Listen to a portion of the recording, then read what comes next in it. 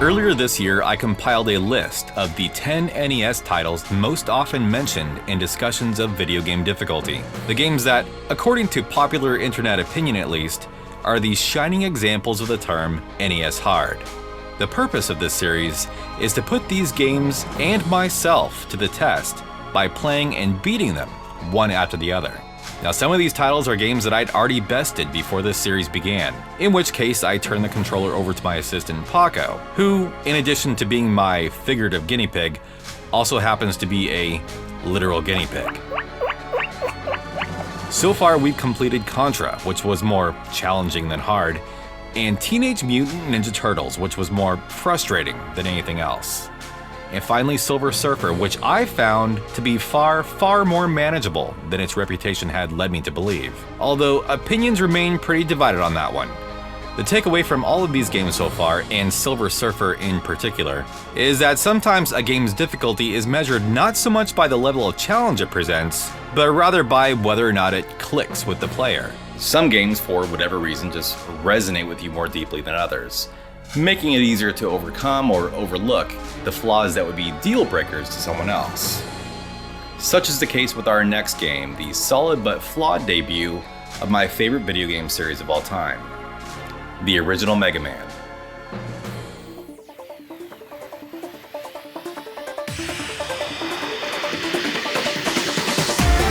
In a library known for its difficulty, these titles are said to be the toughest games the NES has to offer.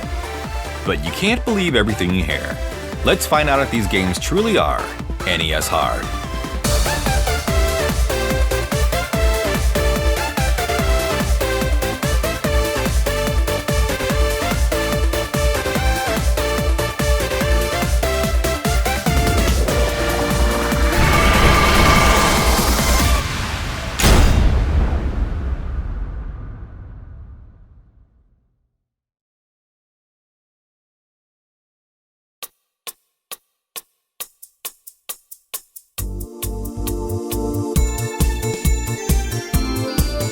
My original idea for this channel was to focus entirely on the Mega Man series.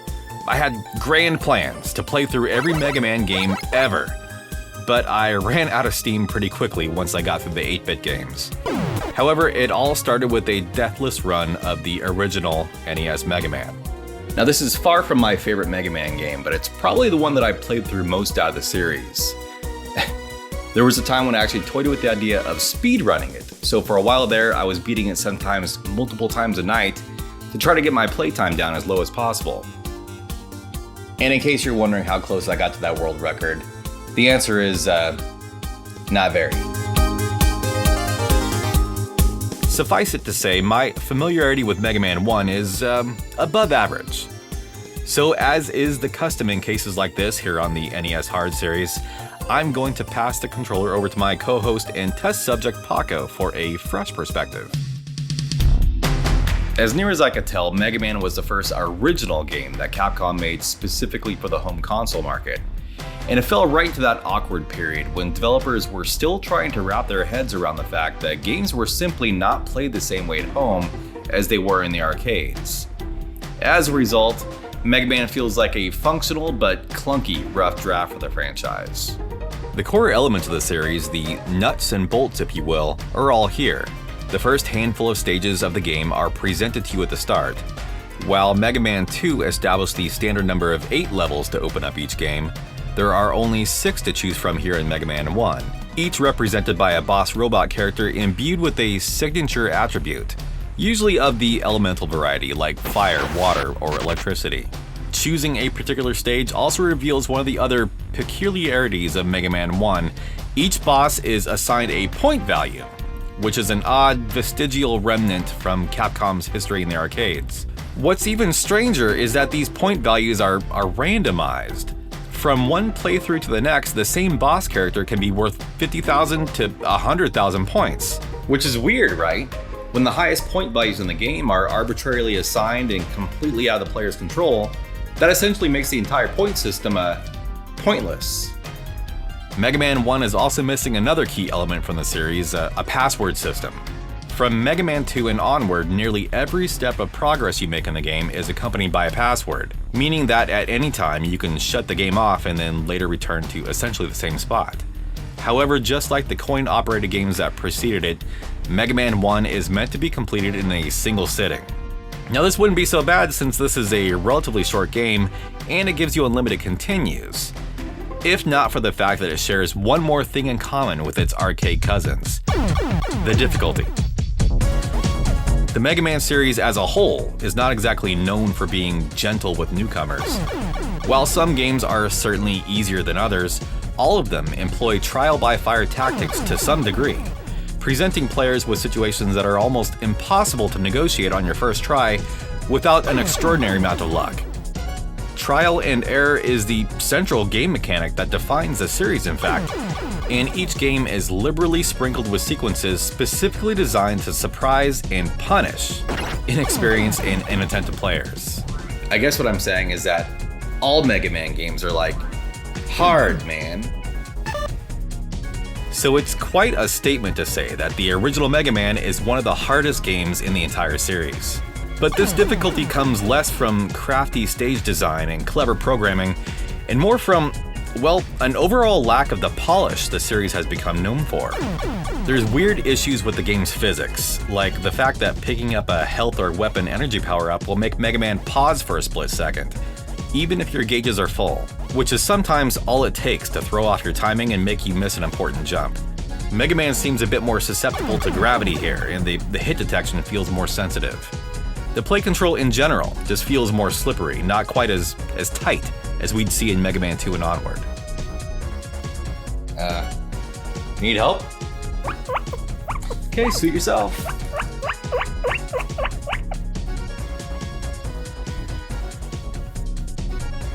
Other examples of Mega Man's difficulty are more overt, like the fact that post-damage invincibility does not make you truly everything-proof. There's no damage boosting through spikes in this game. It's instantly fatal every time. There's also a handful of especially hateful sequences that require you to quickly learn tricky stage mechanics under perilous conditions, rather than easing you into the more challenging stage mechanics as the later games did, for the most part. Mega Man 1 definitely favors the sink or swim method. There's also the issue of the balancing being all over the place. A few of the bosses here are ridiculously overpowered, and they all come at the end of the hardest stages in the game. And let me tell you, there are few things more frustrating and discouraging than struggling through an especially devious level only to come face to face with a boss who is not only more resistant to your arm cannon than virtually every other enemy in the game, but also uses an attack pattern that's nearly impossible to avoid and can take you out in just 3 hits. The central gimmick of the Mega Man games is that when you defeat any of the boss robots, you acquire their signature weapon to use as your own. Each of these weapons is particularly effective against one of the other boss robots. You always have the freedom to complete the initial set of stages in any order you want, but you'll generally have an easier time of it if you follow the chain of weaknesses for each set of robots. Breaking sequence is a bit easier to do in the later Mega Man games, but here in the original, it's much more trouble than it's worth to try to tackle the stages out of order. While it's entirely possible to defeat bosses like Electman or Iceman with just your arm cannon, why would you want to put yourself through that?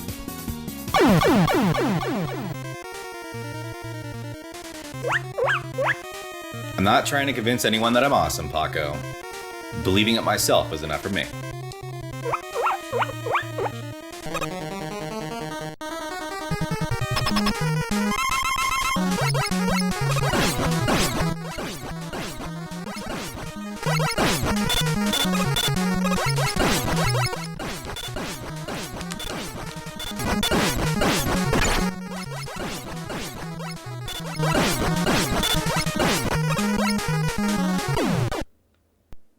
I can do it.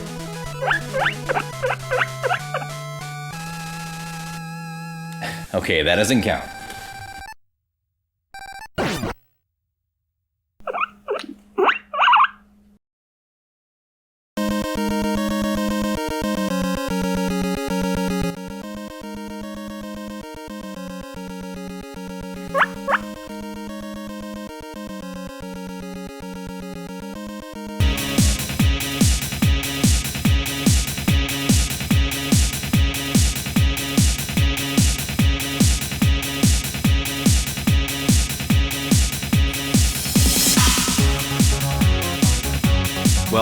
I generally start with Gutsman, but newcomers might want to start with Cutman.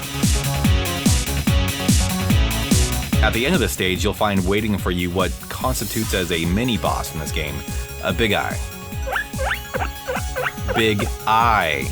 These do a ton of damage if you make contact with them, but if you jump repeatedly as they approach, you can often manipulate them into making a high jump.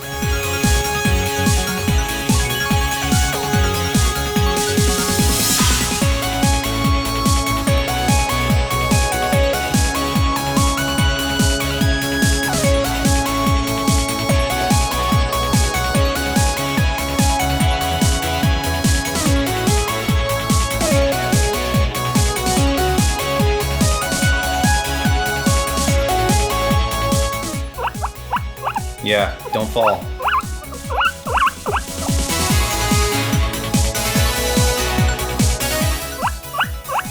That's called the magnet beam. Yes, it's impossible to beat the game without it, but you don't have any way to remove those blocks right now, so just move along.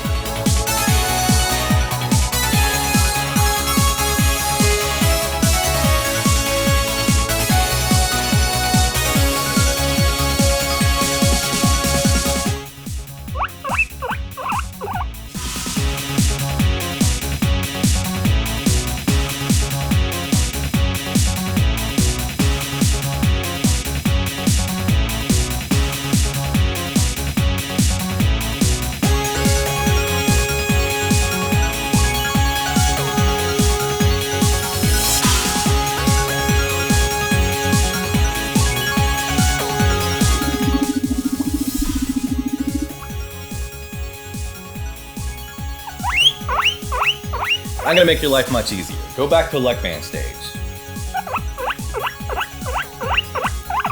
Only if you actually want to beat the game.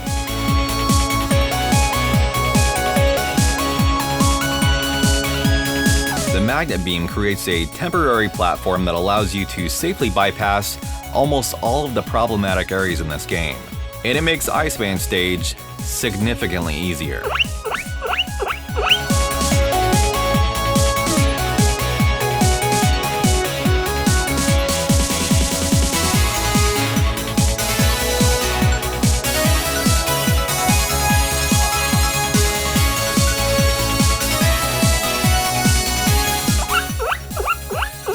I don't know, maybe you have some tool in your inventory that would help you get by those fire waves.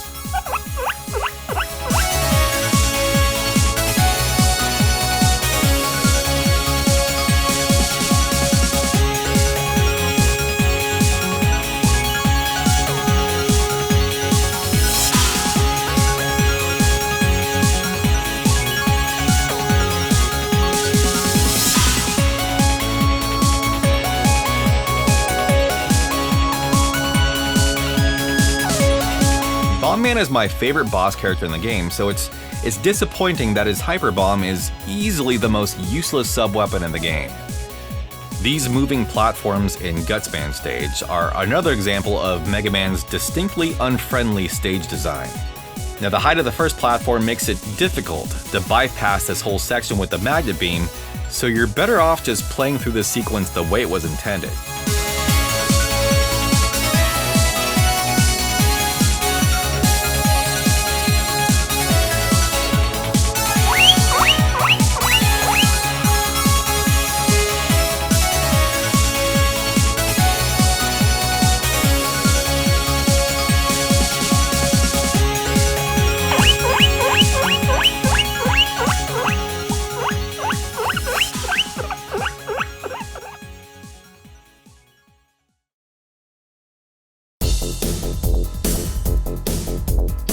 With all 6 robots defeated, it's time to move on to Dr. Wily's castle for the final 4 stages.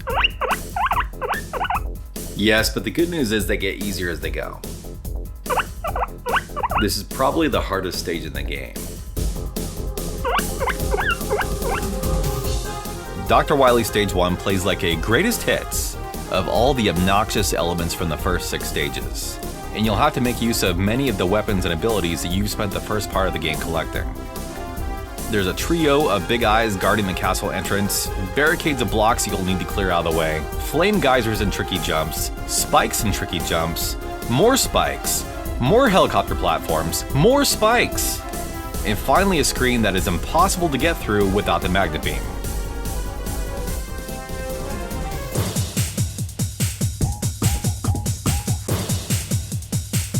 I'm not gonna lie to you, you're not gonna like this. Run.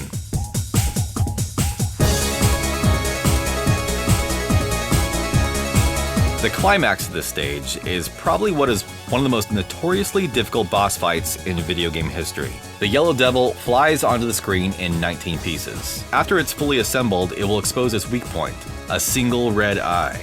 Creepy.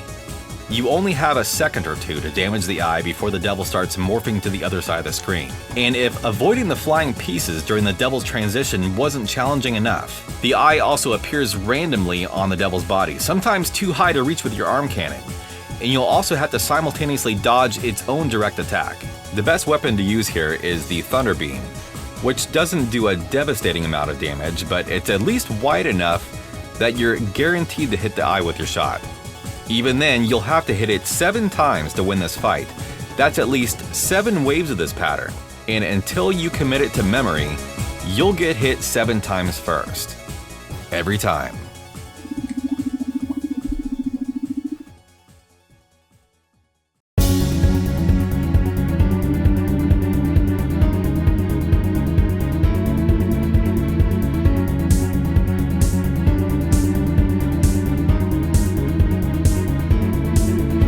The entire challenge of this boss fight is learning the pattern, so once you've got that down, you can pretty much beat the Yellow Devil using any of your weapons, except the Hyper Bomb, which is still useless.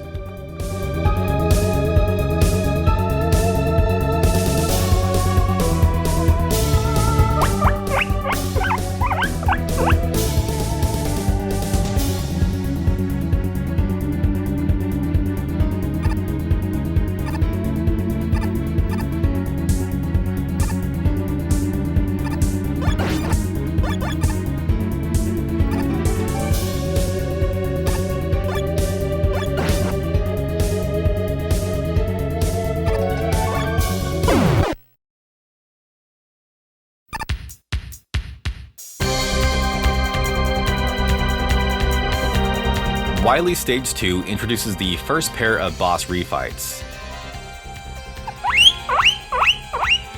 The first boss you come across is Cutman. Cutman's weakness is Gutsman's power arm, but you can't use this weapon without an existing supply of blocks. Fortunately, Cutman uses a very simple attack pattern. Wash, rinse, repeat until he's dead. The second boss you run into is Elecman. It's simple enough to take him out with the rolling cutter again, but first I want to show you something.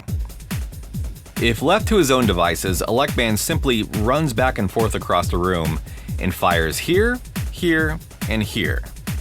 He's also one of the few enemies in this game that suffers damage knockback, and you can use all of this to your advantage.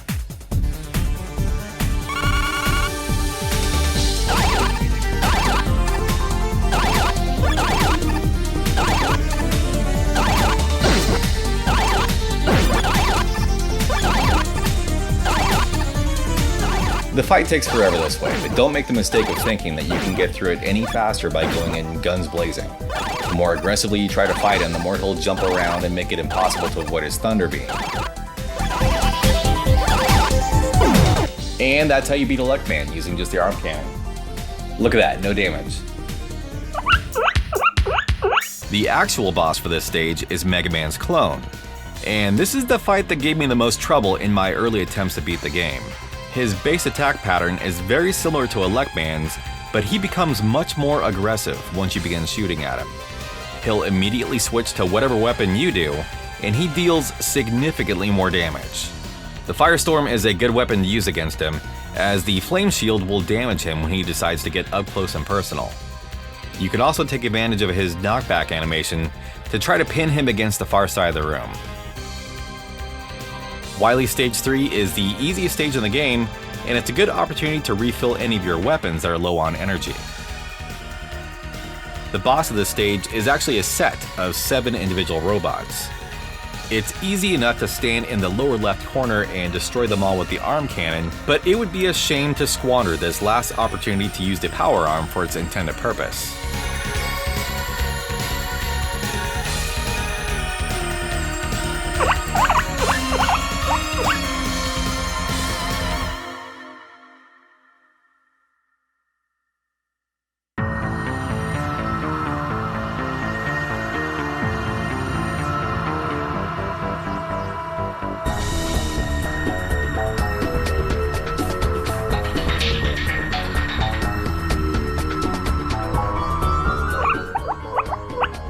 That's a bit of visual storytelling. Dr. Wily is assembling an army of Gutsman clones to help him take over the world.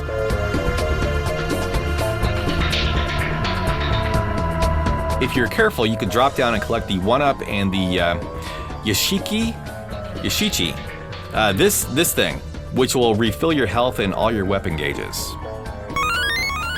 Step into the transporter to be taken to the series of refights against Bomb Man, Fireman, Iceman, and Gutsman, and you'll have to survive all 4 of them on a single health bar. Fireman can be a bit of a challenge, but you can easily cheese your way through this fight by using the same tactics as in the Electman fight. This works with the Ice Slasher or the arm cannon. You can still wipe out Iceman with 3 quick shots of the Thunder Beam without even stepping out of the transporter, which leaves Gutsman as a bit of a wild card.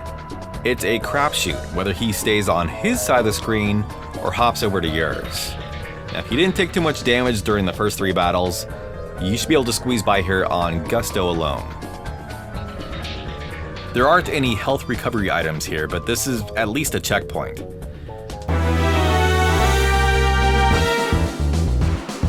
I should also say that this is one of the easier Wily fights in the entire series. Dr. Wily does not have any invincibility frames, so he will literally take damage as quickly as you are able to attack. The Firestorm's Flame Shield is super effective against his first form, and you can whittle his health bar down in just a few seconds. For his second form, the Rolling Cutter is a good choice.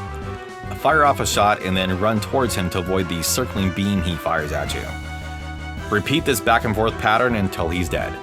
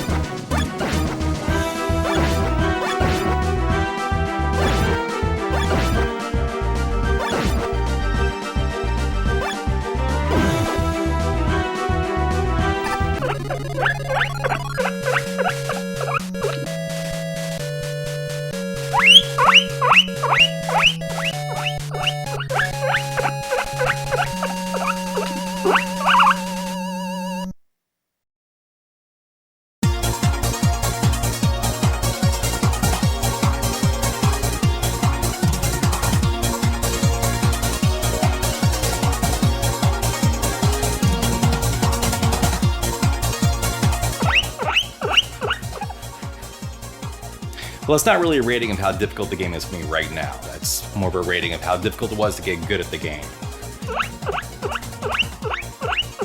Okay. Oh, I think it's about time we got into the really hard games.